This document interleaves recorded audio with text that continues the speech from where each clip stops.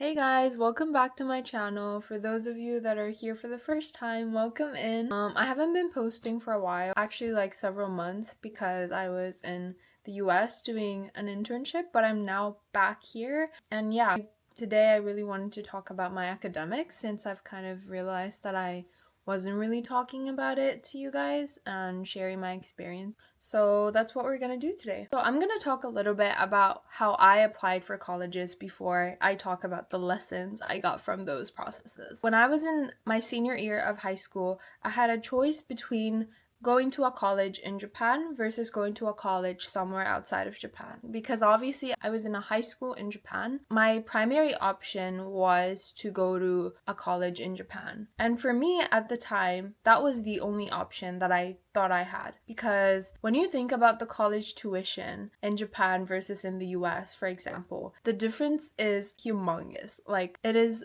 to go to the colleges in the US, it's probably like triple the amount of fee that you have to pay for schools in Japan. So when I thought about going to colleges in Japan was my obvious choice. When I thought about the burden that I would give family, and also I was really scared to go abroad without my parents because I've never experienced that. I've lived in the US with my family, but I've never went abroad by myself. But this little hope that I would go to colleges outside of Japan and explore the world because I love traveling. I ended up applying for 3 schools, 2 of them in Japan and 1 of them is in the US, which is Minerva, which I go to. Sophia and Waseda are based in Japan and I applied for an international department and the primary language is in English. I'm not going to get into too details on this because my experience in Japanese schools are not really what I want to talk about, but only selected schools have departments that have English as the primary language. And so I chose those schools based on whether if they have the international background or not. Sophia was my first choice. And Minerva, I mean, it was my dream school. We get to travel around. There's a little small cohort, which means I will get to have tight relationships with everybody compared to large communities. And I applied for it for fun, you know. I did not think that I would get accepted at the moment. I applied for all of these schools during November, December. I think it's relatively late compared to the norms the American schools have. I'm not really sure about the American high school schedules, but I know that a lot of colleges, they open applications in August. So I was not an early applicant, but I applied for all of the schools in December. I got my result back during January-ish for 2 of my Japanese schools. I ended up getting accepted to both of them. I chose to go to Sophia. And I actually did pay for the entrance fee and everything. I was confirmed on going to Sophia. And then a week later or something, I also got an acceptance from Minerva. And I was like,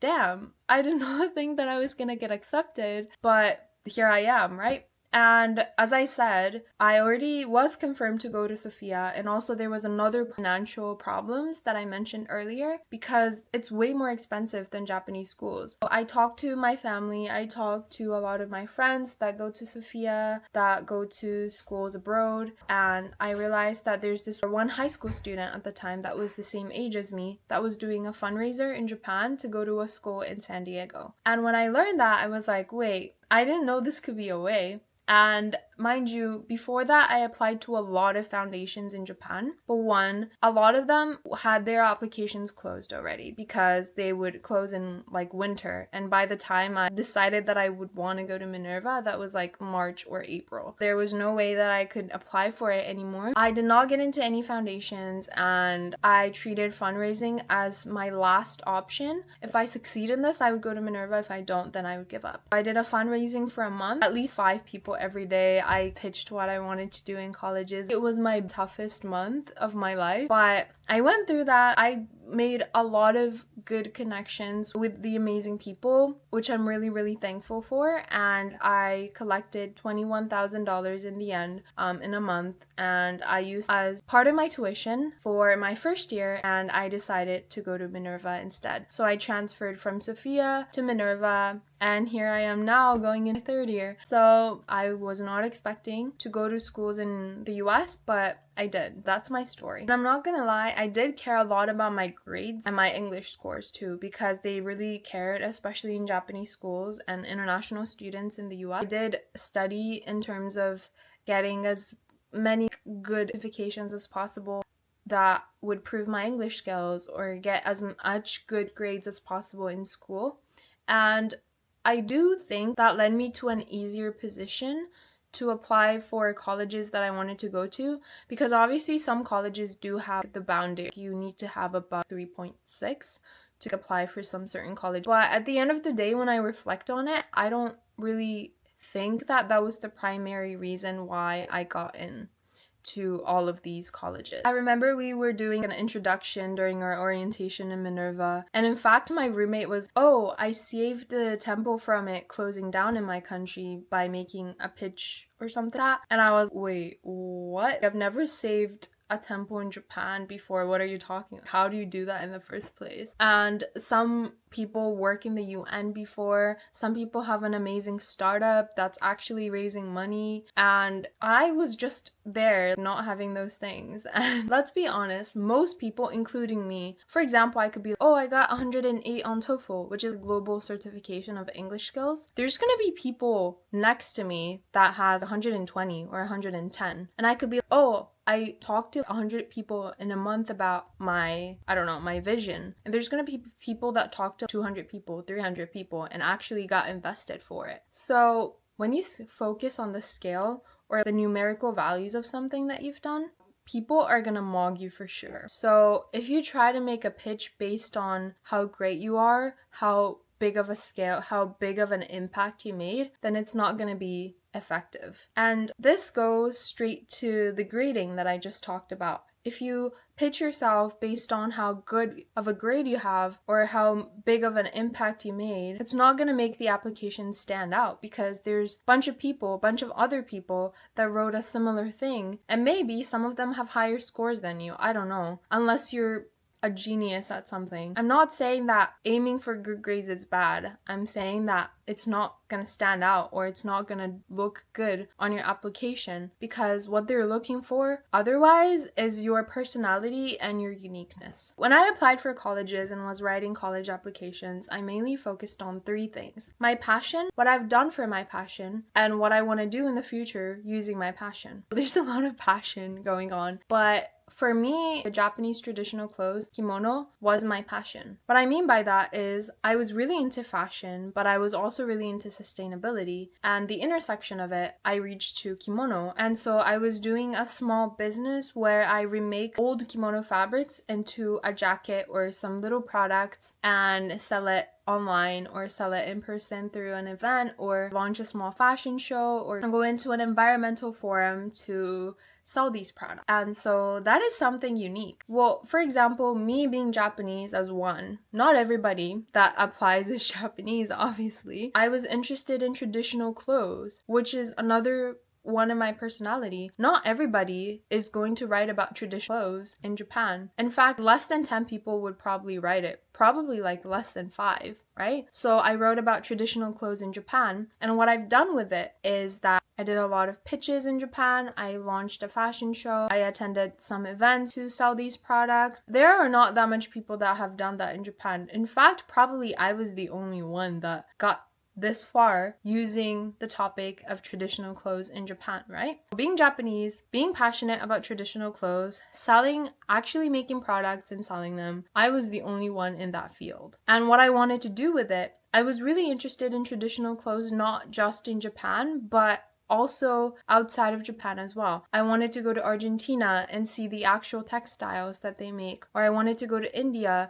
and see the saris that people wear. And that is something that not everybody can say as the reason why they want to go to the school. It also matched Minerva's purpose because they really value the global perspective that you could get from those curriculums, and also the diversity that students could provide. And for me, what I wanted to do in school really matched my school's purpose. Then that gave me the originality, and also I was able to share how I was matching with the school's personality. And so what I want to say from this example is that you have to find a really niche field that not everybody can get into. It could be origami, it could be gardening, it could be crocheting. I think it could be anything. And it doesn't have to be something big. All you need is that you are passionate for it and you need evidences that you've done something with it. For example, if it's a crocheting, you could be, oh, I made maybe a little hat and you sold it to pet stores or something because you made it for dogs or cats and stuff. That this is so random. It's a really weird example. But the point is that you have to show that one, you are passionate about something that is very unique to yourself, and two, you did something that matched your passion, which shows that you are able to take actions based on what you're interested in. And that's what most colleges are looking for. So write the evidence that you are able to take actions based on what you're interested in at the moment, and then make that vision more specific through what you want to utilize the passion in college. Are you like, oh, I want to start a crocheting club in colleges? And also one more thing, it doesn't have to be that committed. Like, you don't have to be committed to you write in the application letter. So you could write stuff that you want to do now. Like, you don't have to be so sure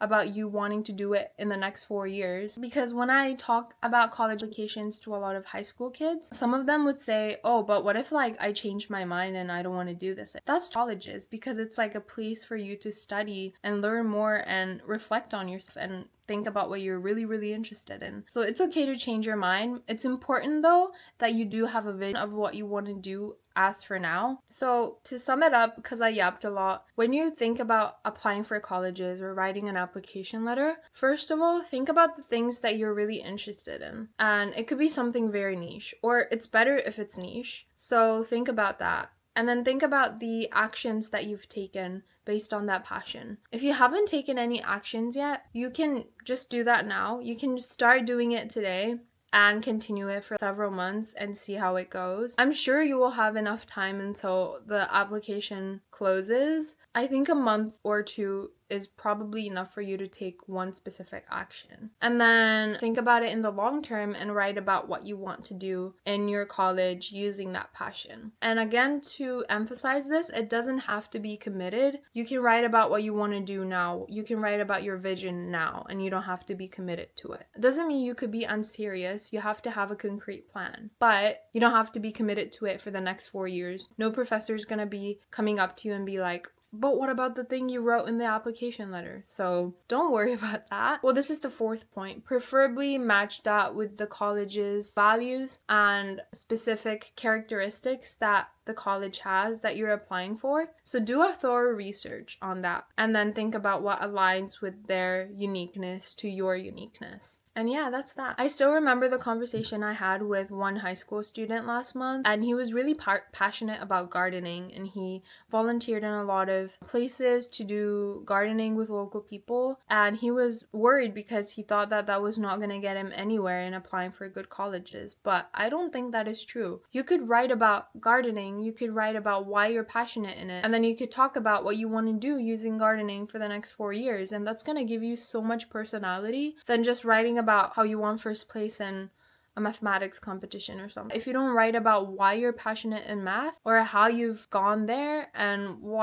how you want to utilize that in college, it's not going to give you any personality. And if you can't think of specific interest or specific actions you want to take, I recommend making a 3-circle of things that you're interested in, things that you're passionate about. Here are things that you're skilled at, things that you're good at, and here are things that the world demands or things that society needs. If you could think about the commonalities between those 3 circles, it's likely that the action will be societally impactful, but also aligning with your passion and your strengths that you have as a. So I would really recommend doing that. I do that once in a while still when I get lost on what I really want to do or what major I want to pursue in. I'll paste the image also so that you can also take a look. You don't have to be the smartest or you don't have to be the most talented person in the room to get accepted. In fact, if you're unique, it's gonna get you far. At least that's what I think. And there's a lot of videos out there probably that talks in more specific about how to write a good college application letters and stuff like that. So I'm talking about it in regards of mindset that you could have. But